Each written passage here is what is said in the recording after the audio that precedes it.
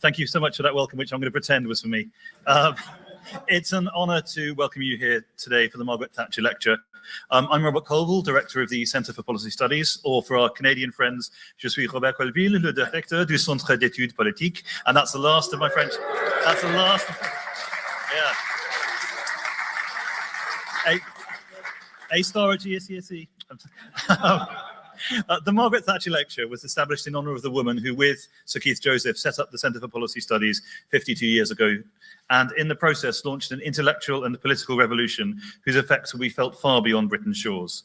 The Thatcher Lecture is for the big beasts, the big hitters. We've had a serving Chancellor, a serving US Secretary of State, Rupert Murdoch, Charles Moore, Boris Johnson.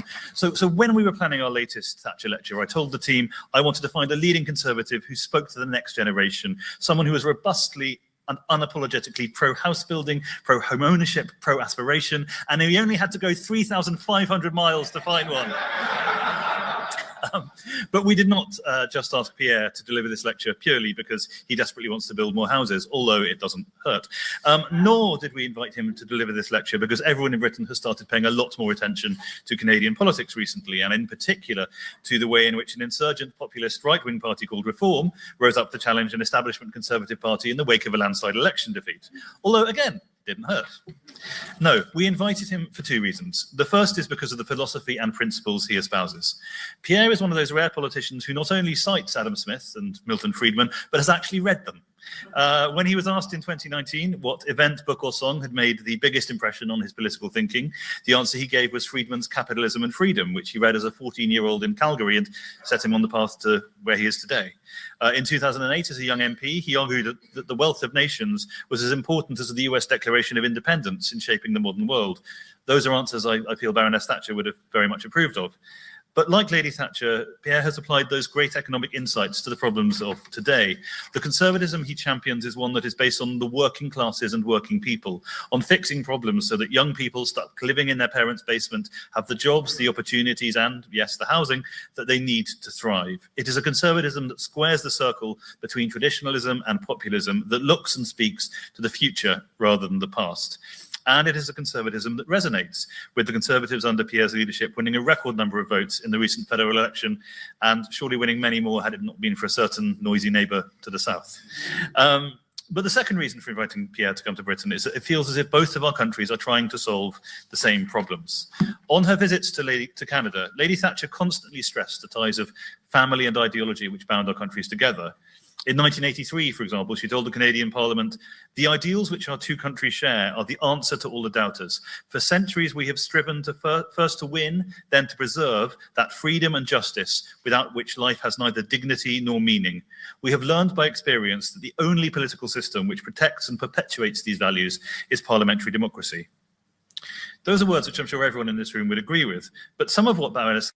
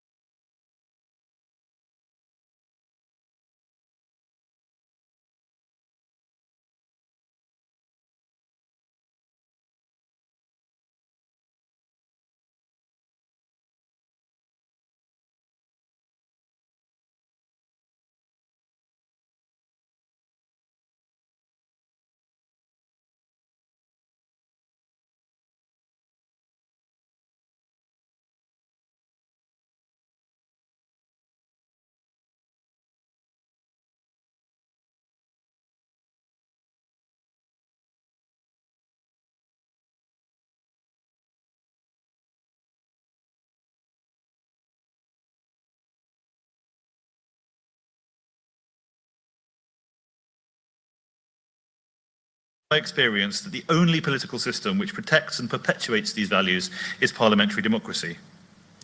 Those are words which I'm sure everyone in this room would agree with, but some of what Baroness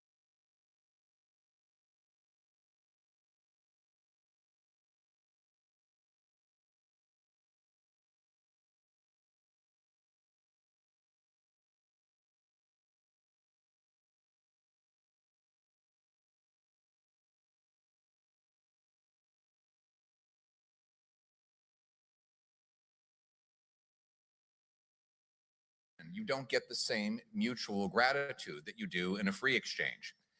Now, even though we're in England, I hope I don't create a diplomatic incident by quoting a great Scot to kick off my remarks.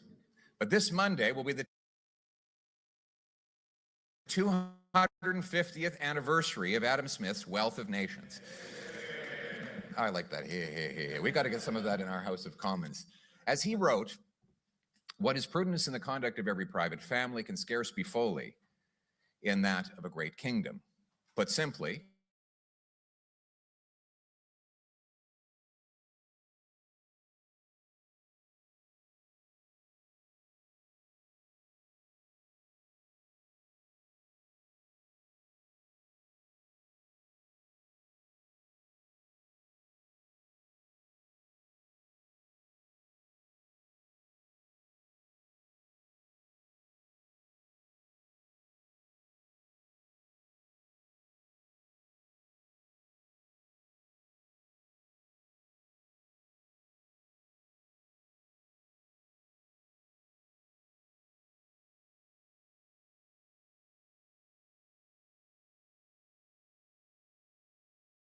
free markets, free nations. And that is the theme of this speech. Canada must become stronger at home so that we have unbreakable leverage abroad. Opening trade with like-minded free nations will do that by diversifying markets, lowering costs for consumers, and boosting wages for workers.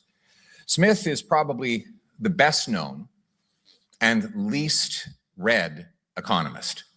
For that reason, he's often misunderstood. If you Google father of capitalism, his name and face will pop up.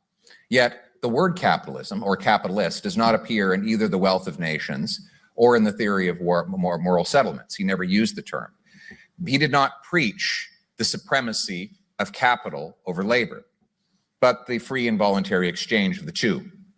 Indeed, he believed that labor was the core of all value. And quote, the annual labor of every nation is the true source of wealth. And he warned against profits earned through state protection rather than open competition.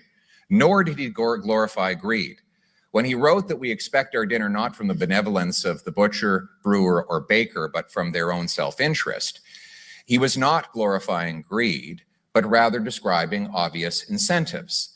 In the theory of moral sentiments, in fact, he reminds us that human beings are bound together by something he called sympathy, by placing ourselves in the other person's situation and seeing through their eyes. Thus, ours becomes their interest. Indeed, if sympathy means caring truly and actively about the other fellow's wants and needs, then no one is more sympathetic than the entrepreneurial businessman who gets ahead by supplying the needs and wants of others who must choose voluntarily to transact with him because what they get from him is worth more than what it costs. And that is the nature of free enterprise business. If you want to sell what the consumer buys, you have to see through the consumer's eyes. Smith did not invent the free market economy.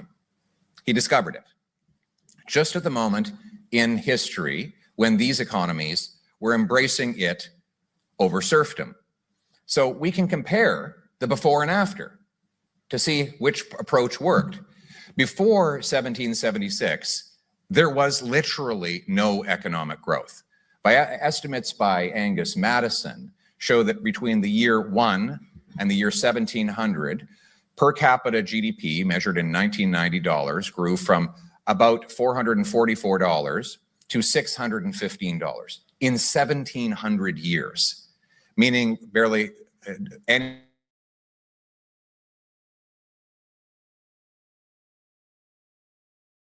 2000. Per capita GDP went from $667 to $5,700. Now let me put this into context. On average, in the free market period, the economy would grow as much in 1 year as it would have grown in the average 200 years in the pre-free market period. Life expectancy literally doubled from the year 1800 to 75 from 35. And then there's transportation. Winston Churchill famously noted that Sir Robert Peel in 1841 took just as long to go from London to Rome as a Roman Empire would have taken to go from Rome to London 2,000 years or earlier. In other words, there was literally no improvement in transportation technology in that 2 millennia. Then, in a little more than a century, we went from horses and sailboats to jet engines and men on the moon. More advancement in a century and a half of free enterprise than in the prior 2,000 years combined. For generations, free markets lowered costs, raised wages, and lifted billions out of poverty. Yet, they're facing major pushback today from the twin threats of socialism and protectionism. That risks turning the wealth of nations into the poverty of the people. How did this happen? The answer, if we're being honest, is that there is a backlash because working people across the Western world have been thoroughly betrayed. Wages lag, housing is out of reach, energy costs soar, opportunities blocked, and the silent thief of inflation has robbed buying power. The state took from the hardworking many to enrich the privileged few. It's not that the government left working people behind, rather, it priced them out and shut them out altogether. Net zero policies drove energy and food costs up and paychecks down, all to fill the pockets of green grifters. Protective monopolies shielded from competition keep prices high. Corporate welfare enriched insiders at taxpayers' expense. Gatekeepers blocked home building, resource development, and infrastructure, shutting workers from jobs and youth from homes. Licensing bureaucracies stopped immigrants from working in their professions, including in our hospitals, while mass migration drove wages down and rental costs up and social services into the ground. And worst of all, inflationary money printing robbed savings and paychecks from working people while ballooning the assets of connected insiders. That is the inflation tax, the most unjust and immoral tax of all. It takes from those with the least without even a vote in Parliament. The inflation tax is when governments spend what it does not have on what people do not want and then prints money to pay for it, inflating prices. One of the worst, though not the first, was your very own Henry VIII. He used to have his minters melt down British coins and refill the inside with copper while extracting the silver and using it to make yet more coins. He put his face on the front of these very same coins, and when they would rub around inside people's pant pockets, the silver would rub off and his red nose would be exposed. Thus came the nickname Old Copper Nose. And Englishmen would know that their king had robbed them of the purchasing power of their money and of their silver every time they would look at his face with that right red nose. And if anyone wonders whether or not this caused inflation, here's a very simple mathematical reality. Silver content dropped by 75% and prices rose by 77% during the great debasement of Henry and Edward. Today's debasement has the same effect. Enormous gap between rich and poor has coincided with radical money printing in the Western world. Home ownership, you wonder why young people can't afford homes. Well, it's because the cost has been inflated. The number of dollars in circulation has been growing at 6 times the rate of the number of homes in the market in the United States, Canada, and the UK over the last decade. To be clear, housing costs less today than it did 55 years ago, if your money is gold. In fact, it's gone down by about half if your money is gold. But if your money is dollars or pounds, it has more than quadrupled in that same time period. So it is not that housing costs are rising, it is that the purchasing power of money is falling. Meanwhile, billionaires leverage newly printed money, which, just like the aristocrats of Henry VIII's time, they touch before it loses its value, to balloon their assets. To be clear, fortunes earned through industry and entrepreneurship should be rewarded and celebrated. But having wealth inflated by government is not the same thing at all. We want people to get rich by making, not taking. Smith warned that when corporate and political power merge, the public loses. When corporations get ahead by having the best lobbyists, not the best product. When those with money turn it into governmental power and then turn that power back into more of other people's money, then the people pay the price. This form of trickle-down economics takes from entrepreneurs, workers, and savers to give to government, which then funnels it through bureaucracy, interest groups, lobbyists, with only drops trickling down to the people at the bottom of the pyramid who paid for it all in the first place. Ironically, those who seek to aggrandize the state tell us that this is all to redistribute wealth, like Robin Hood. Now, the theory was that if the government decided who got what, it would make sure everyone got their fair share, that altruistic authorities would abolish greed altogether. Because while humans operating the marketplace apparently are greedy, but in positions of government power, they are transformed into new and perfected creatures caring only about the well-being of others. But if greed can exist in the market, surely it can thrive in the halls of government power. As Macaulay reminded us, human nature travels everywhere man goes. Wherever you shed the honey, the buzzing flies will crowd. Wherever you fling the carrion, the raven's croak is loud. Wherever down Tiber garbage floats, the greedy pike you see, and wheresoever such lord is found, such client still will be. If man is greedy, he will find a way to get rich by taking what government forces others to pay, just as flies take honey without making any. Whereas in the free market, the greedy man must sell things people choose to buy, much like the bee thrives by exchanging pollen for nectar to make honey and multiply flowers. We conservatives must be champions of the honeybees, or the strivers, as the great Lady Thatcher described them, the strivers whom she knew so well because her father was one of them, the daughter of a grocer, always carrying with her his memory in her heart, no matter where she went. From Stephen Harper and John A. Macdonald in Canada, from Thatcher and Churchill here, conservatives have always known that the greatness of the nation lies in its working people. We will champion them by again restoring meritocratic, bottom-up competitive economy, an economy where businesses compete through paying more wages to attract workers and lowering prices to attract customers, where business is disciplined by competition, not propped up by handouts, carve-outs, and bailouts. Economies that are stronger at home so that they can have unbreakable leverage abroad. Some of that leverage will be for Canada to have a deeper trade with many of our allies, especially the mother country. Otherwise put, we need free trade with other free nations. In 1994, Margaret Thatcher, the great Iron Lady, said, "Trade is the oldest form of exchange known to man. From ancient times, it was the most natural form of daily cooperation between peoples, whether it be in the smallest village or the bustling markets of Athens, Babylon, or Rome. The marketplace is not the invention of some academic economist. It is the daily habit of the people." And what is true in Babylon was true in 1994 when she said it, and remains true today. Now more than ever, Canada must begin to trade deeper ties with places like the United Kingdom. And one way is through free trade with old friends, strengthening the bonds that we have between us. For generations, Canadians and Brits traded, invested, and fought on the same side of wars. The United Kingdom has long been one of Canada's leading investment partners. And much is happening in the world today that needs to bind us together.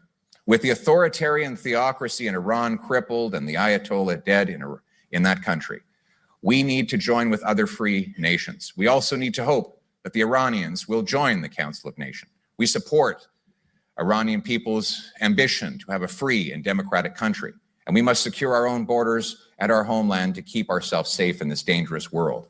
We must also draw from the inspiration of the great Iron Lady, who is part of the Western Alliance of Free Nations, helped topple the Soviet Union and win the Cold War.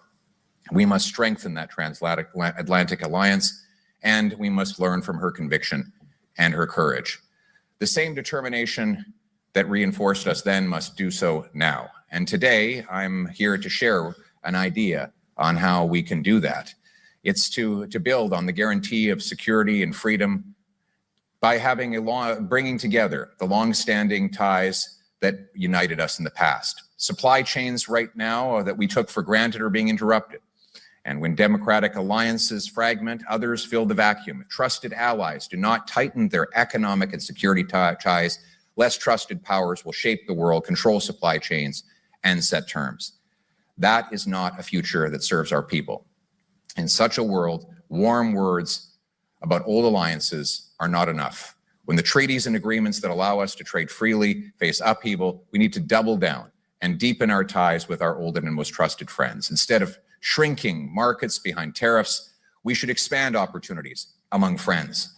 That is why I believe the time has come for a partnership between Canada, the United Kingdom, and Australia, and New Zealand, a modern CANZUK, a pact that opens our economies, removes barriers, recognizes credentials, expands skilled labor mobility, and deepens capital markets.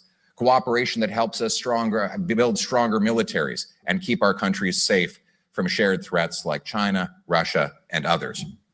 Our four countries have the free trade agreement and arrangement that is already in place through the Trans-Pacific Partnership. But we must go further because tariffs are not the only or even the biggest barrier to our trade. More often, trade is slowed by regulations, standards, product approvals, licensing, and rules of procurement, etc. For example, Canadian beef is not able to make it into as many marketplaces of this country as it should because of regulatory obstacles. We must remove these types of obstacles so all of you can enjoy the heavenly splendor of beef from rural Alberta, if I do say so myself. We will work to remove such barriers to bring you these joys, preventing and ensure that entrepreneurs on your side of the pond have access to our markets as well. We will remove needless complexity because trust is already strong. So what would it mean in practice? One, we would have automatic professional recognition so that a doctor here could be a doctor there. If you're capable of doing a heart surgery in London, England, surely you can do one in London, Ontario. We'd ensure that we strengthen our healthcare systems across both sides of this great ocean and that we share the knowledge between our two countries. Next, product alignment. If something is legal in Sydney, Australia, surely it should be legal in Sydney, Nova Scotia, whether it's a car part or a medicine. That's why we need regulatory presumption of equivalence, so product approval is done in one country, will be recognized in all other countries. Furthermore, we must allow mobility of skilled workers so that our youth can travel and work between these different countries, filling shortages, boosting economic growth at home and abroad. Fourth, defense procurement. We need to team up to ensure maximum contribution to deliver military equipment and weaponry at the lowest cost for taxpayers. Fifth, a critical minerals and energy compact. Canada has among the greatest supply of these incredible resources that we could put to use for freedom. We want to fuel the freedom of our allies by building up a strategic energy and mineral reserve that could be available in the event of war to those countries that have agreed to provide tariff-free access to Canadians. Under my leadership, Canada will create this wonderful reserve, this guarantor of our freedom. We have 10 of the 12 NATO defense critical minerals, and we want them to be available on the side of freedom in the event they are needed. There is also the opportunity for nuclear cooperation. We are the largest supplier of uranium anywhere on Earth. We invented the can-do, and we have much to learn from you on nuclear fusion. We should also strike an LNG supply deal. So all of your natural gas comes from Canada, not from Qatar, not from Russia, and not from any other unstable or hostile supplier. You need to have Canadian energy fueling your freedom here in this country. And so, le libre-échange est important parmi les alliés. C'est le meilleur moyen pour rendre la vie abordable et pour nous rendre maîtres chez nous, de travailler ensemble pour partager ce que nous aimons ensemble, ce que nous voulons ensemble. C'est pour ça que je propose un nouveau partenariat entre le Canada, le Royaume-Uni, l'Australie et la Nouvelle-Zélande, qui va reconnaître nos qualifications, mettre en place une équivalence réglementaire, faciliter la mobilité des travailleurs, renforcer notre collaboration en matière de défense, créer un partenariat stratégique sur des minéraux critiques, comme j'ai proposé, pour rendre nos pays plus sécuritaires. Et comme ça, nous allons pouvoir partager nos efforts pour protéger la liberté et avoir plus de force dans nos négociations. At the same time, we must broaden our efforts to ensure that our people have freedom here and abroad. We need to protect our borders, ensure that we have solid immigration, which I don't believe should be part of the first steps of CANZAC. And we need to ensure that we build upon the strengths of our countries, including in Canada, bilingualism, by protecting the French language in the context of this wonderful agreement. We, our country, share legal roots, parliamentary government, and a sovereign who stands above politics, a living symbol of our constitutional continuity. CANZAC will be stronger than the sum of its parts. Together, Canada, Australia, New Zealand, and the United Kingdom will each be stronger at home with unbreakable leverage abroad. Conservatives around the world must not only unite in this way, but also to ensure that we open up opportunities for working class people in all of our countries. In the last election, Conservatives were able to do that, adding 2.5 million additional votes, most of it, and many of them, in working class communities. 46% of self-described blue-collar workers choose the Conservative Party of Canada, by far a record. We won in unionized logging, manufacturing, and mining towns that had never voted for us before. We won the youth vote. In fact, even in election Canada's high school mock vote, we came far ahead of any of the competitors. If only they could have counted in the main ballot boxes. We need to build on that by offering a message of homes, jobs, and hope to our youth. We must be the party of balanced budgets and sound money to preserve and even strengthen the buying power of our people. We must lower taxes on work, investment, home building, and energy. We must unblock the production of all forms of energy, including oil and gas. We must remove all governmental barriers to home building so every youngster can own a home and pay off a mortgage. We must ensure jobs go to our people, not to low-wage temporary foreign workers. Canada and the United Kingdom share language, culture, parliamentary government, and most important of all, folklore, including the possibly fictional legend of Robin Hood. And by the way, I don't mean the medieval Marxists of 20th century retellings. Robin fought, as do we, for ancient liberties of the common people, to hunt, harvest, and keep what was theirs. His legend actually emerged in the times of the peasant revolts, seeking economic freedom by fighting against laws that banned workers from traveling for work or accepting higher wages. A legendary tax fighter, his nemesis, the Sheriff of Nottingham, was a tax collector. As Winston Churchill wrote, Robin Hood is the spirit of the greenwood, the protest of the common man against the forest laws, the dream of the dispossessed. He is the hero of the yeomanry, as King Arthur is the hero of the knighthood. Whether he lived or not, he represents the reality in the hearts of the people, and the fame and his fame has outlived that of many a statesman. He personifies the English love of freedom and the popular instinct for justice, especially when it is denied by those in power. Though born an aristocrat, the great Winston Churchill knew the value of hard work and the great men and women who did it. He proudly joined the Bricklayers Union. He did this because while he had written 58 volumes of Nobel Prize-winning literature, he still respected the genius and the greatness of those who worked with their hands. One of my favorite Churchill stories is from the Blitz. After the worst bombing raids, he would go out and chat and hear the stories of people in the rubble of their former homes. He'd listen and comfort them. His bodyguard, Inspector Thompson, recorded in his diary that one day after a raid, Churchill was helping the rescue workers near a bombed out house. He went down on his knees to clutch an elderly woman who, while still conscious, was being dug out. For a moment, they looked each other in the eyes. Winston's coat was splattered with mud, the woman covered from head to toe in dust. Then, with a tremor in her voice, she said thank you and was taken away. Tears streamed down Churchill's face as he watched her.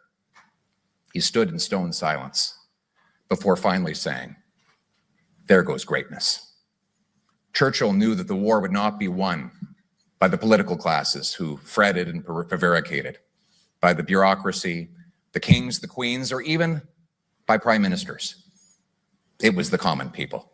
Tram drivers and steel workers, tea ladies, barbers who dropped their scissors to pick up a rifle, mill girls who volunteered to serve as air raid wardens, men who rushed to the front line, faced gunfire, and never spoke a word of their bravery when they came home. Women who tilled fields, made munitions, and fought fires in the Blitz. They didn't grumble. They didn't ask for recognition. They did their bit. Conservatives have always known that the greatness of a nation lies in its working people, that there is nobility in work and resilience of those who fight their own battles, get knocked down by life, pick themselves up, and quietly get on with their jobs. And there is wisdom in the common men and women who build things, fix things, move things, and make things. So often we call them the ordinary people, but there is nothing ordinary about them. They are extraordinary. They are not famous. They do not make the evening news. When they die, there are no headlines and no words spoken of them in Parliament. But when they walk through Heaven's Gate, the trumpets sound for them, and the angels murmur, in the words of Churchill, "There goes greatness." Thank you very much.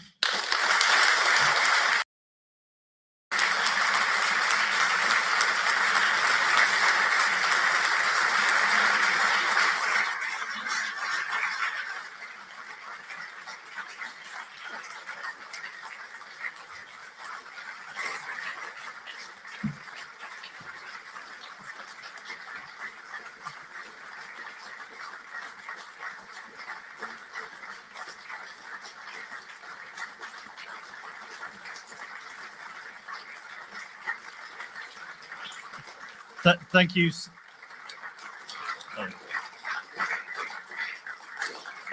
Thank you so much. There are now drinks available, I think, in that room there. So please do join us.